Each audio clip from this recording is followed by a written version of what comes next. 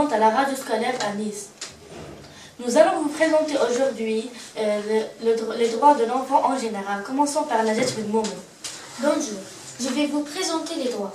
Le droit est défini comme l'ensemble des règles qui régissent la conduite de l'homme en société, les rapports sociaux, ou de façon plus complète, l'ensemble des règles imposées aux membres d'une société pour que leurs rapports sociaux échappent à l'arbitraire et à la violence des individus et soient conformes à l'éthique dominante. Ces règles abstraites et obligatoires indiquent ce qui doit être fait.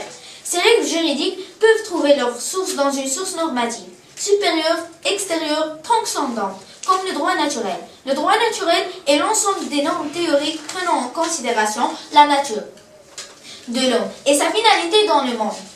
Dans ce second cas, les règles sont issues d'usages constatés et acceptés. Droit coutumier. Le droit coutumier est un usage juridique oral consacré par le temps et accepté par la population d'un territoire déterminé, où sont édictés et consacrés par un organe officiel chargé de régir l'organisation et le déroulement des relations sociales. Droit écrit. Le droit écrit est au sens strict un terme désignant le régime juridique de certains pays. Exemple de droit. Droit d'enfant, droit de femme, etc. Et maintenant, je vais vous parler des droits de l'enfant. 10 millions d'enfants meurent chaque année avant leur 5e anniversaire.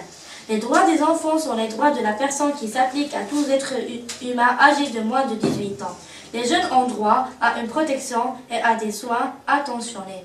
Et maintenant, par Malo Eraoui, violence des femmes. Violence contre les femmes. Les violences contre les femmes désignent l'ensemble de comportements individuels ou collectifs violents reposant exclusivement sur une question de genre. Elles sont associées au mariage forcé, grossesse forcée ou avortement forcé, mutilation génitale, lapidation, défiguration à l'aide et autres crimes d'honneur, esclavage, agression et violence conjugale. Sans recours, viol, déparution, trafic de femmes, privation traditionnelle ou politiquement tolérée et liberté aux droits humains fondamentaux. C'est quoi le sida? Maintenant par Basma Ahmed. Le sida. Qu'est-ce que le sida? Le sida est une conséquence infectieuse due à deux virus appelés le VIH1 et le VIH2.